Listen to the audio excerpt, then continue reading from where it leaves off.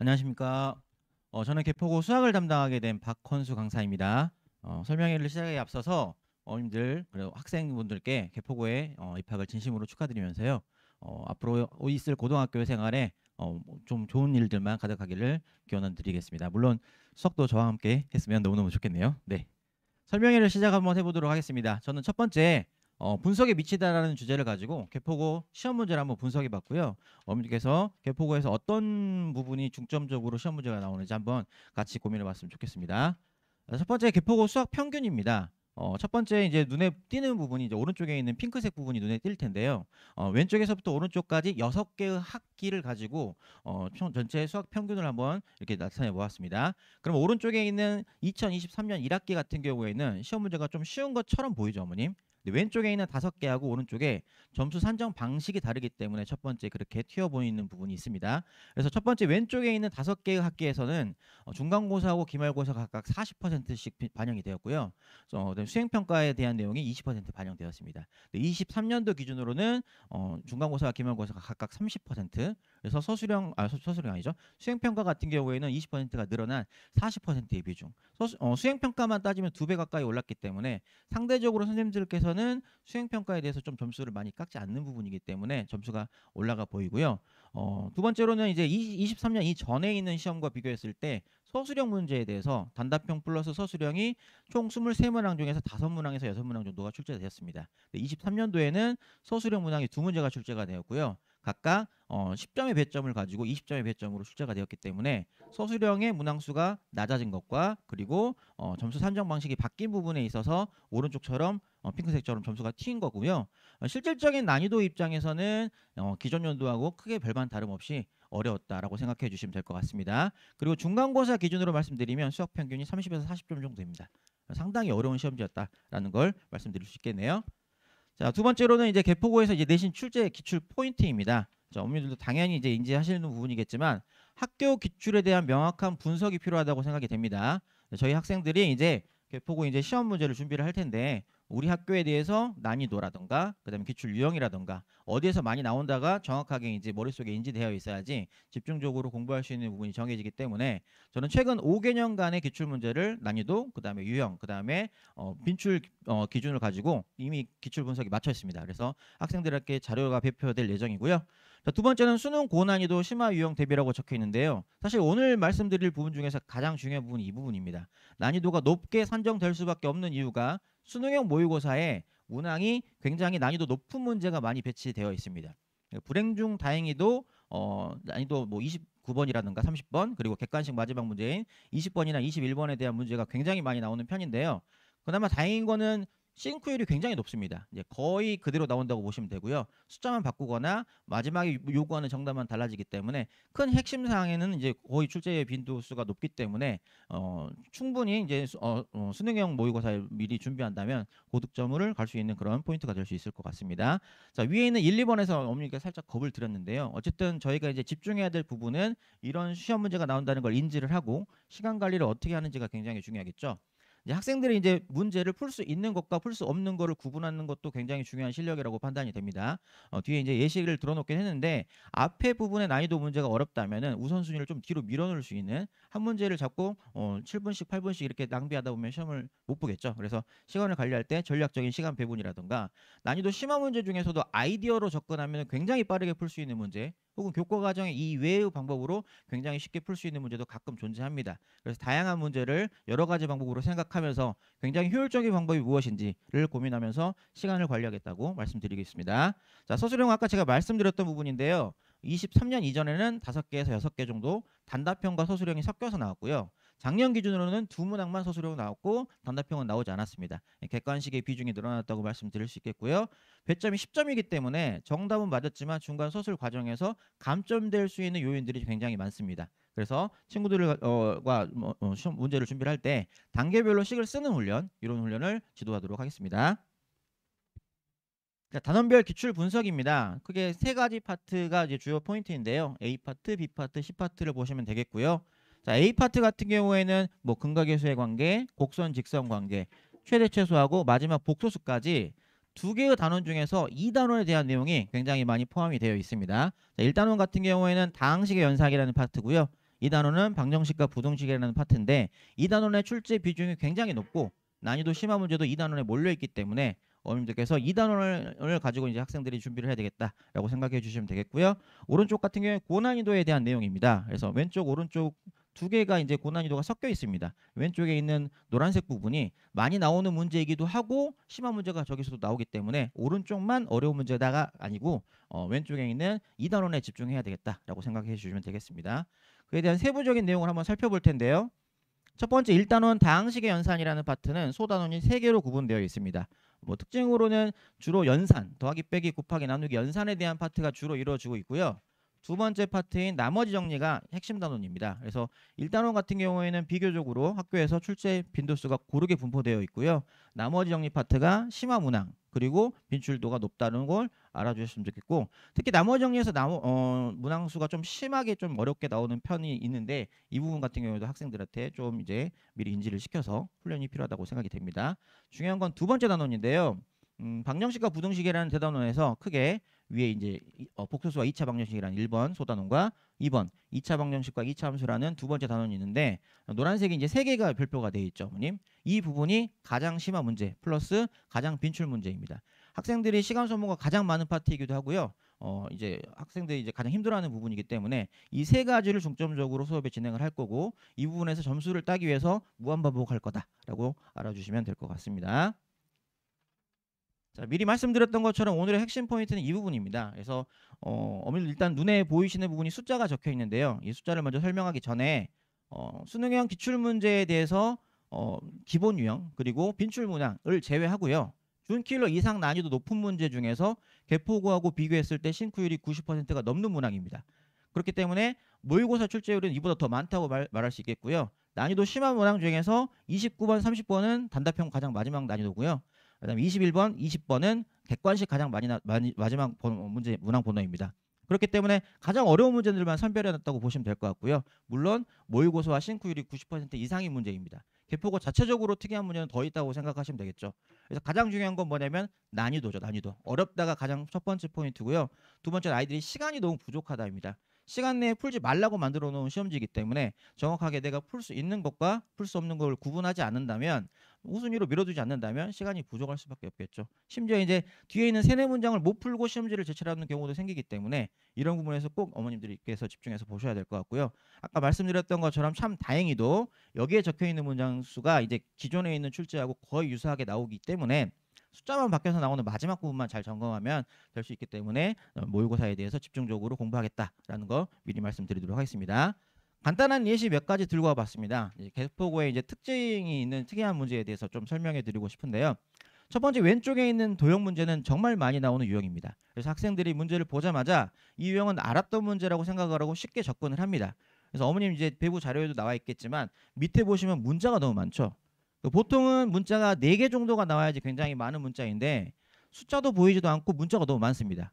심지어 마지막에는 6개의 문자를 제곱해서 더하라고 시키고 있죠. 그러니까 익숙한 유형이어서 빨리 들어가는데 이제 흔히들 개포고 친구들이 이제 이런 식으로 문제를 풀죠. 내가 아는 문제라고 들어갔다가 점점 물음표를 찍는 거죠. 평소에 봤던 유형이랑 다른 부분에 대해서 아이들이 접근하기 때문에 당황하기 마련입니다. 그래서 왼쪽에 있는 문항 같은 경우는 문자가 너무 많다. 그리고 평소에 봤던 유형이지만 풀이 과정에서 내가 보지 못했던 유형이 많이 나온다. 오른쪽 같은 경우에는 위에 이제 98이라는 숫자가 있죠. 98차의 식이 나오고 있습니다. 그래서 오른쪽에 있는 뭐 x의 세제곱 마이너스 x로 나눈 나머지를 구하라고 하기 때문에 첫 번째 줄 같은 경우는 아이들이 익숙한 문제로 받아들일 수 있겠지만 두 번째, 세 번째에 관련된 부분이 1단원의 나머지 정리를 통해서 갑자기 2단원으로 점프합니다. 네, 그리고 이제 개수를 구하는 데 있어서 케이스를 분류하지 않으면 하나씩 손가락으로 셀 수 있는 부분이 아니기 때문에 이런 식으로 여러 개의 개념들이 섞여서 있는 문제가 출제된다. 그래서 아이들이 당혹스러울 수 있다라는 거 인지하시고요. 첫 번째로 이제 말씀드리고 싶은 포인트는 문자의 개수가 너무 많다. 식이 복잡하다. 이런 식으로 해서 아이들의 시간을 많이 뺏긴다라는 점이 첫 번째 특징이라고 할 수 있겠습니다. 자, 2단원에 대한 특이 문제를 한번 준비해봤습니다, 어머님. 일단 왼쪽에 있는 17번 문항을 보시면 좀 읽기 싫죠. 네네. 그래서 가독성이 떨어지는 문제가 많이 나오고요. 우선은 fx하고 gx가 이렇게 많이 나오는지 모르겠습니다. 그래서 일반적으로 다른 학교에서 기출 문제를 봤을 때 함수가 2개 이상의 관계를 물어보는 게 일반적입니다. 근데 우리 지금 개포고 기출 문제에서는 3개의 함수가 나와 있고요. 함수식을 작성을 해야 되며 방정식까지 풀어야 됩니다. 그래서 두 개, 세 개, 네 개가 넘어가게 되면 아이들이 이제 멘탈이 이제 흔들리겠죠. 그래서 세 개 이상의 개념이 섞여 있는 문제가 되겠고요. 오른쪽도 마찬가지입니다. 번호가 보시면 8번에서 출제가 되었죠. 두 번째 페이지를 넘겼는데 여기서 턱하고 막히는 경우가 생깁니다. 위에 보시면 이제 이차함수를 그림을 그리게 되겠고요. 그 다음 밑에 직선을 그리게 됩니다. 그래서 곡선과 직선의 위치 관계를 물어보는 파트인데요. 교점이 몇 개니? 라고 물어보지만 문자가 너무 많습니다.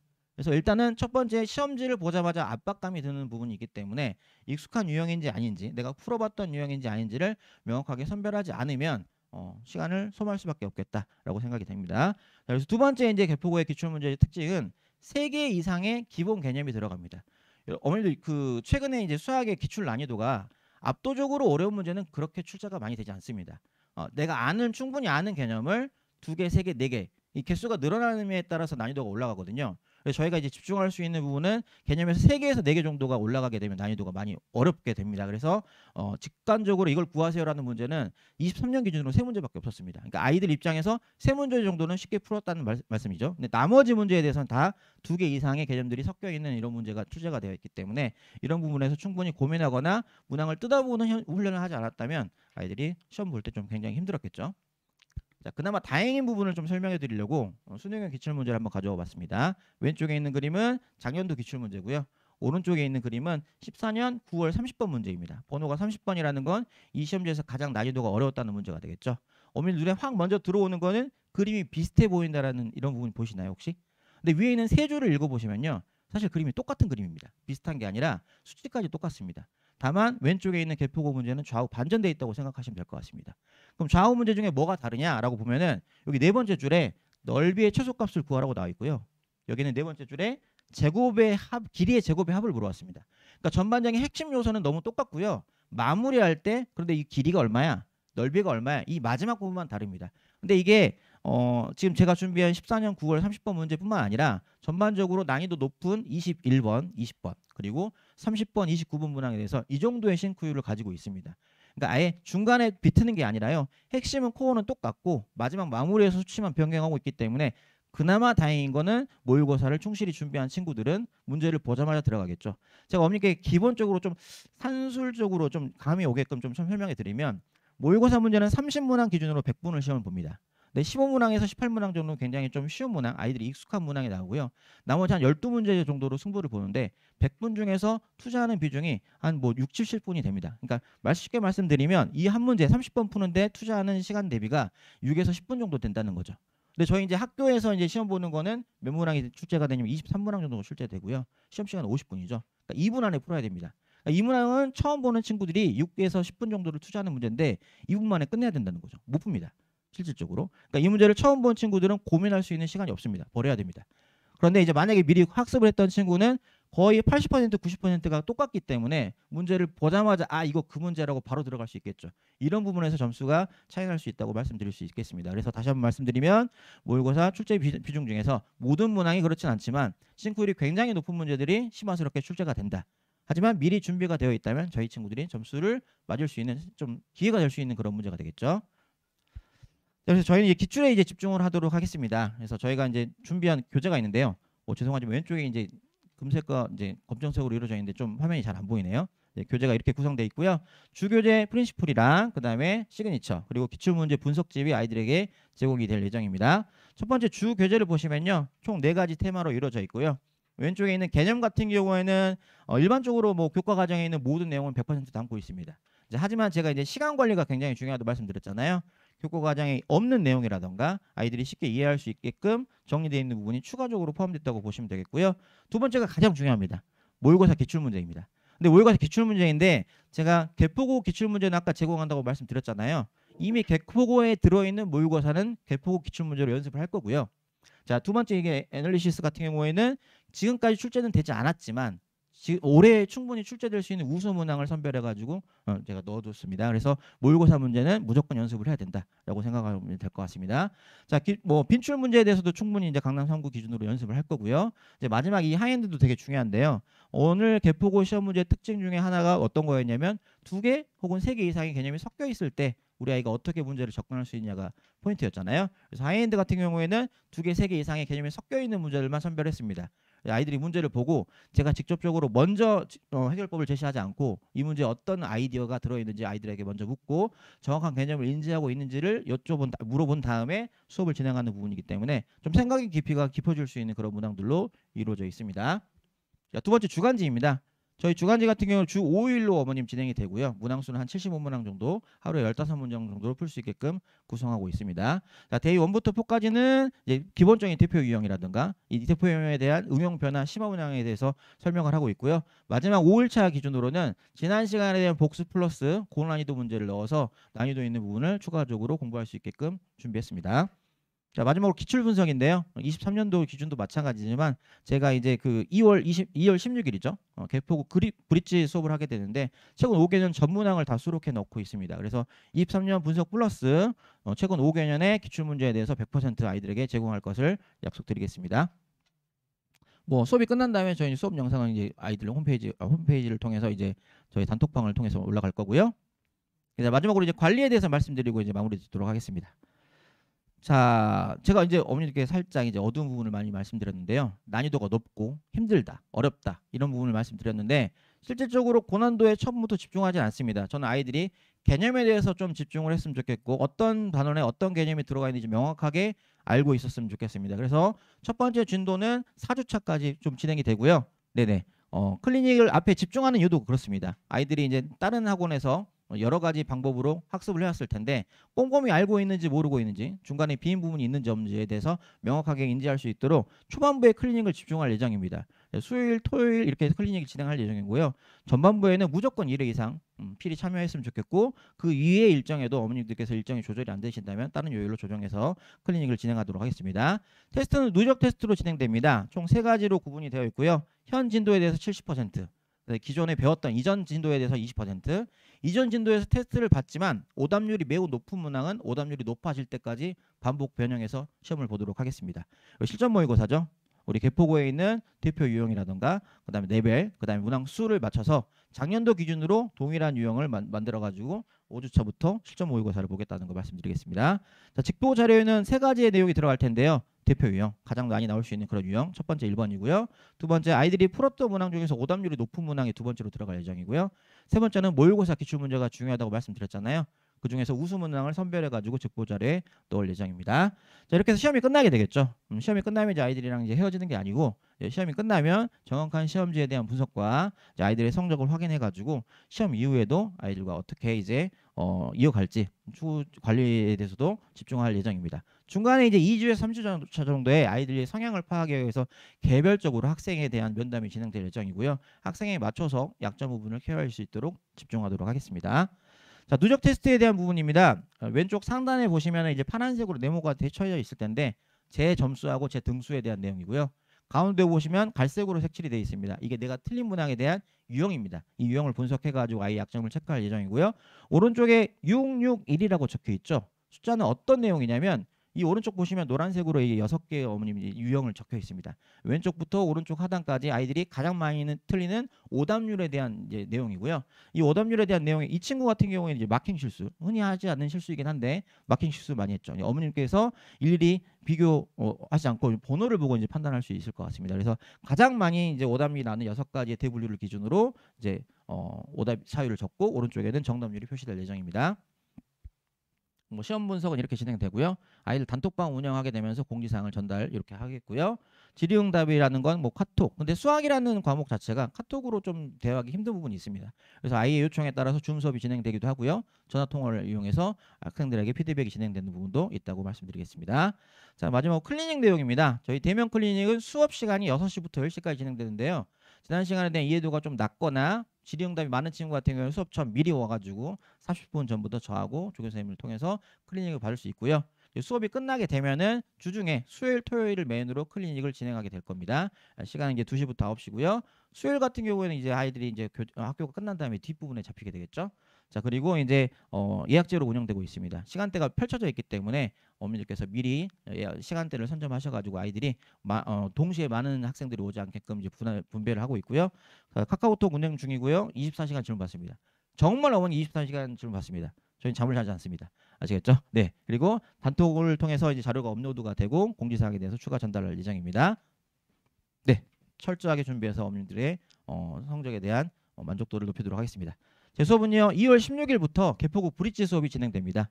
2월 16일부터 진행되는 4회차 문제는요 기출문항 전문항에 대해서 수업이 진행됩니다. 네. 그리고 마지막 1회차에는 아까 말씀드렸던 수능형 모의고사에 지금까지 출제되지 않았던 우수 문항을 무료 1회로 이렇게 진행하도록 하겠습니다. 일자는 3월 1일입니다. 그리고 정규 수업은 3월 8일부터 진행되는데요. 시간은 6시부터 10시까지, 요일은 월요일, 금요일입니다. 네. 미리 말씀드렸던 내용과 동일합니다. 어머님의 그 마음처럼 열심히 지도하도록 하겠습니다. 감사합니다.